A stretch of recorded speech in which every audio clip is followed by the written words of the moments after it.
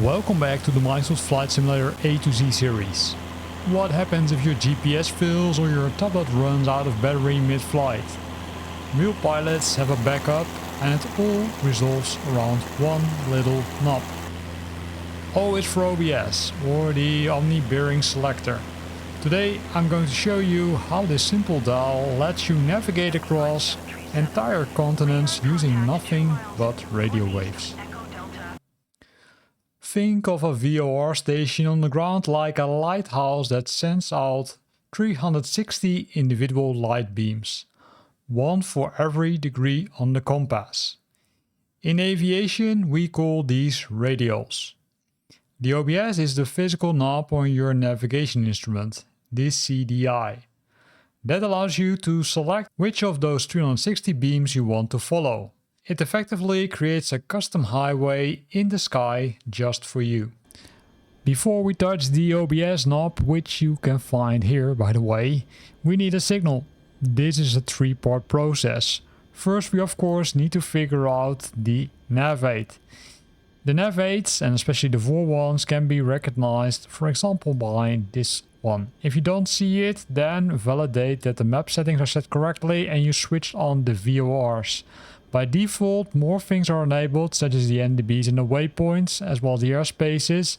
But if I switch them on, it might be a little bit too much for you. So keep an eye on that. Maybe you want to, let's say, kind of temporarily disable them, but don't forget to enable them afterwards. In this case, I can press the beacon and I can say more info, which gives me the radio frequency if I press the frequency tab. But by default it will open the general tab, which shows you the type, which is in this case VOR DME. It shows me the ICAO as well as the position. Besides that, I can click on the frequency and I can see the radio frequency. Now we know the radio frequency, we can continue with step 2, and that's either by pressing set, which will set the active navigation radio to, which will set nav1 to 112.150 and will directly make it active, or you can do it yourself by using this knob. As you can see, this knob has already been set to 112.15, but I will show it. The small knob is for the digit after the dot and the big one is before the dot. Once you did that, you need to activate the frequency by pressing this option, which will move it to active. If you watch closely, you could already see that this has changed, right? So let me move it back once. Here we are with 115.80, but if I press 112.15, if I make that one active, I see this is changing as I expect. Now there's also a third step which you might want to use, but I'm already going to warn you, it might not be very clear in Flight Simulator 2024 as well as 2020.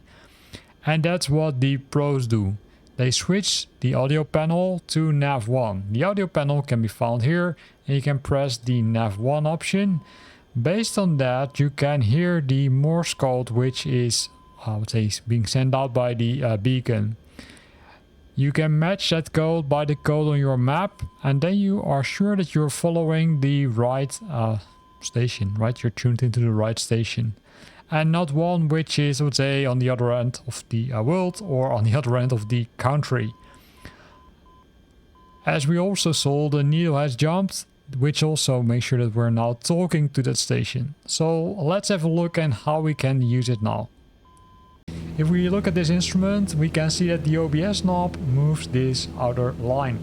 This helps us to kind of figure out which direction we need to fly to if we want to go either to the beacon or we fly away from the beacon. This is the CDI indicator, right? The course deviation indicator. As you can see on the other side there are 1, 2, 3, 4 lines, and it's also on the other end. Every line stands for 2 degrees deviation, which means either you're, I'd say, left from the beacon or you're right from the beacon. And that can be used then to move closer to the beacon if you decided which direction you want to fly. Then besides that you can see the from and to indicators. Those are showing you if you would fly this direction, would you fly away from the beacon or would you fly to the beacon? Also super important to understand. So let's open the EFB and then we can see where we are, right? So let's move one back and you can see that we're currently flying over here. This is our aircraft, this is the beacon. So now let's assume that I want to fly to the beacon. So what I'm gonna do in that case, I'm gonna move the OBS.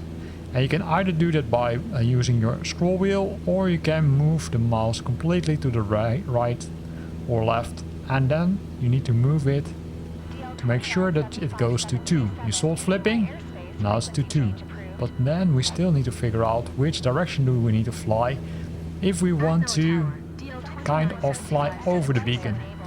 Here you of course see that it continuously deviates because we're not flying completely straight, but hey, if I want to hit the beacon, I likely need to fly a direction of roughly 220 degrees, although I'm still turning, so I need to say move away a bit and make sure that I'm flying stable, because then I can, I would say, make that course change. Here we are, well, roughly 210, 220, so let's turn into that direction. So we're gonna move the direction, we're gonna release the OBS knob and we're not gonna change it.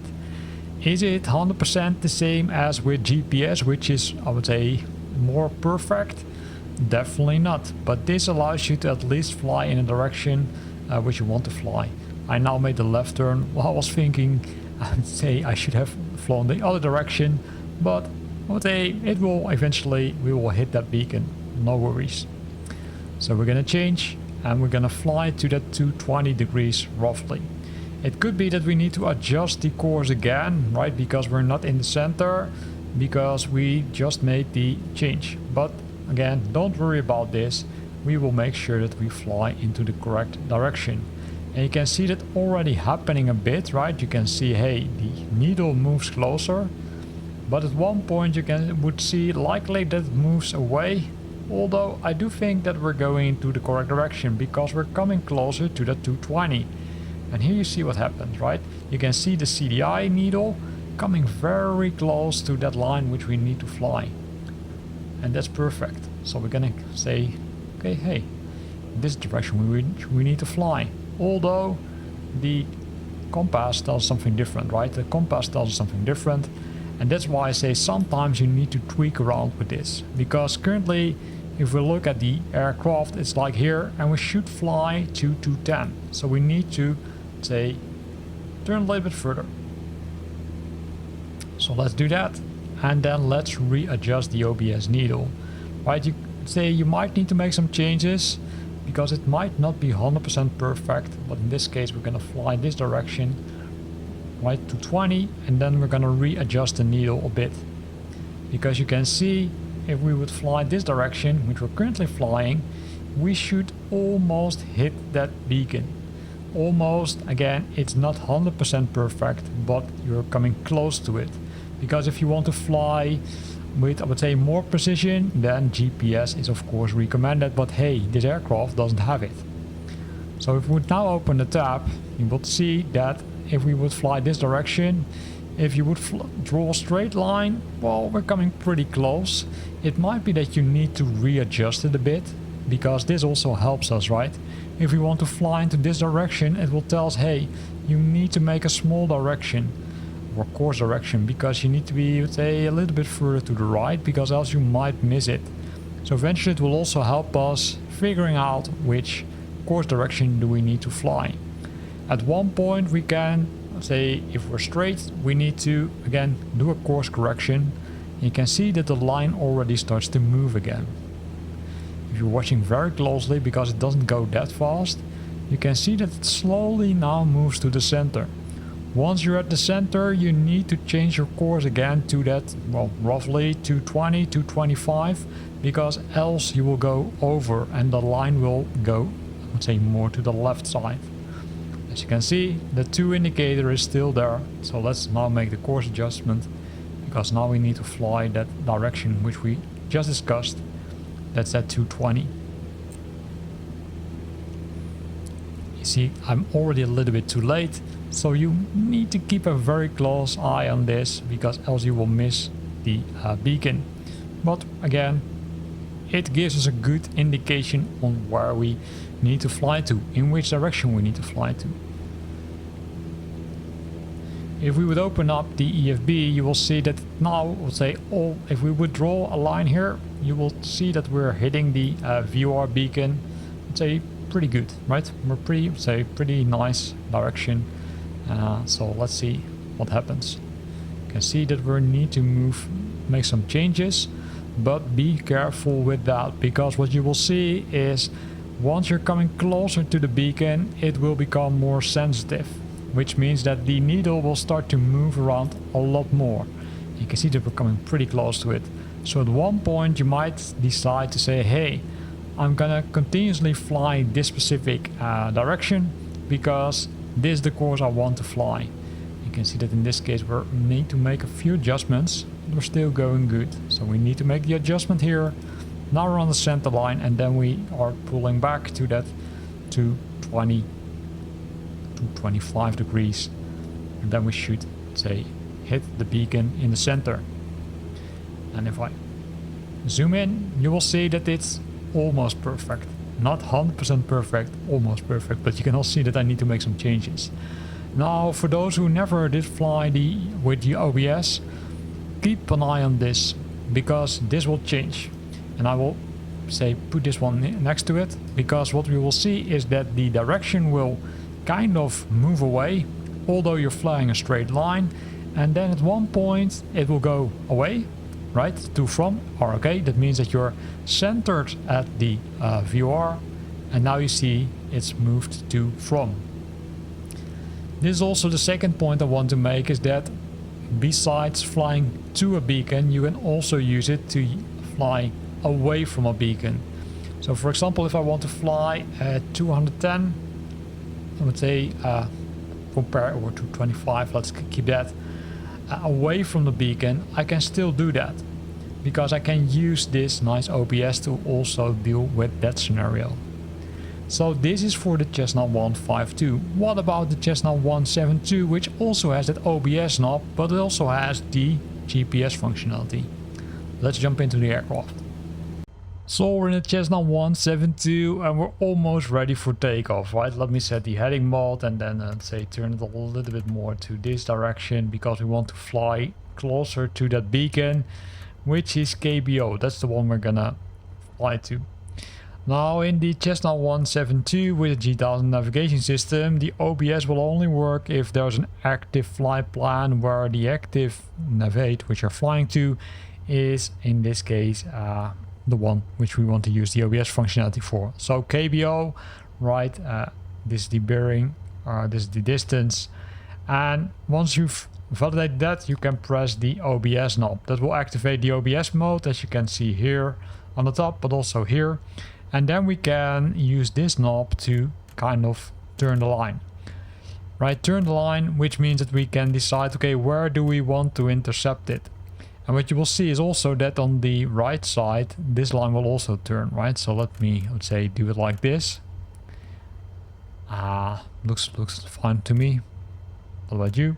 Well, I do think it's okay. So let's do it like this. So what we're going to do is we're going to fly, and as you can see, this pink line is over here, and if I would look at the small screen, you can also see it's over here. Now there's one thing which you need to understand is if you would fly straight over it, likely the, I would say, navigation mode or the GPS mode, the navigation mode will not activate. So you really need to fly, I'd say, in a certain direction that you're flying, for example, 30 degrees, and then it will likely intercept it. So let's try it. So what we're going to do is we're going to fly, we're going to take off, we're going to set the heading to roughly, I'll say 1500 feet, that's fine for me. And then we're going to, I'd say, go airborne, right? Let's do it. So here we go. I'm going to keep my eyes on the runway for now.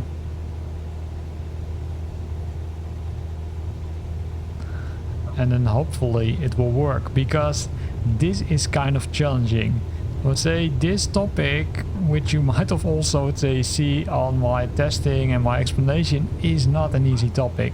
I've watched multiple videos about that, and every time I think I understand it, it's not that easy.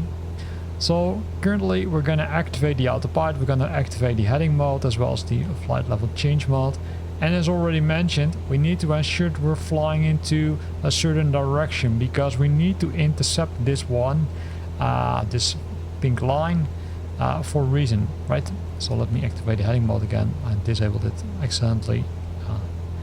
And then also activate the nav mode. And the nav mode will make sure that we're, I would say, using the nav mode once we're, say, pretty close to that pink line. And a pink line is simply the intercept line, so I can say, even let's say, turn a little bit further right, so we will intercept it a little bit earlier. And this is similar, like I would say, with all the other aircraft which you're using. If you're not too close to it, it will simply not work, right? So let me make a turn here. Let me change it a little bit further to ensure that I would say the GPS mode is activated. Because my observation is if you would fly straight into it, it will likely not work. In this case you can see it works. It makes some weird changes, but let's see if it now works, because you can see that this pink line already comes more to the center, and here you see it directly picked it up. So keep in mind that you will need to fly a certain, say, kind of angle into the direction or into the route, because else it will not activate. And now GPS mode is activated. Now there's another thing which you need to think about, because if you're using this method, if you're using the OBS mode in the Garmin G1000, also likely the G3000, I need to confirm that, it will continue flying this direction even if you bypassed the beacon, just like with the 152 if it would have autopilot. So let's see what happens, because based on my understanding, it will not change. It will not change the direction in which you fly, even if you're flying outbound. It has to do because the OBS mode is still activated.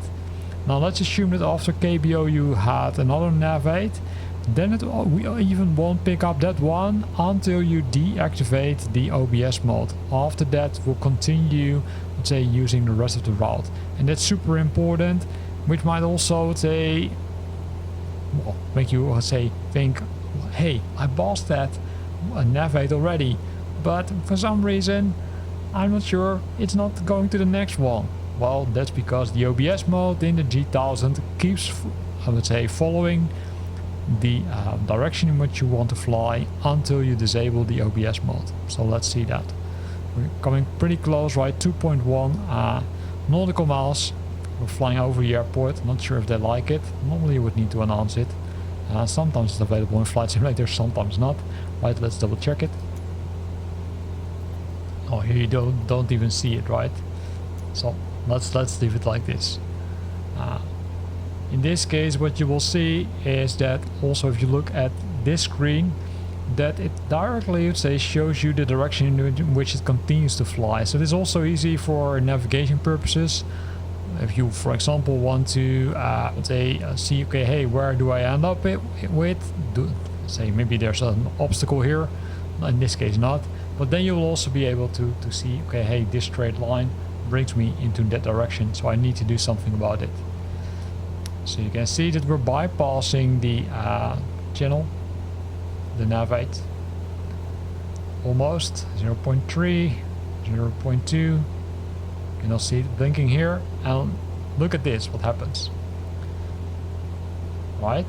It says, okay, hey, but now you're flying 015 to KBO. You can see that the distance has changed. The distance is increasing, but it remains flying into the direction which we previously configured. So this is how it works in the Garmin G1000. Nice? I do think so. Weird? Maybe also. So this is what we also call the, let's say, reverse sensing, right? Because we're now flying from the beacon. So keep that in mind. You can both use that in the Cessna 152 as well as this one. And with this we looked at the OBS. Am I completely confident on using OBS already? I would say I'm also still trying out things. And to be honest, I love flying GPS because it's so much easier. But in some cases you might want to use the OBS functionality. For example, if you're using the older aircrafts. If you've got some tips for me, then feel free to post them in the comment box below, and I hope to see you back next week for a new Microsoft Flight Simulator A to Z series, where we're gonna look at the letter P from, for example, pitch. But keep an eye on my channel, because I will likely post a survey to let you choose the next topic which we're gonna discuss. Thanks for watching, and hope to see you back next week.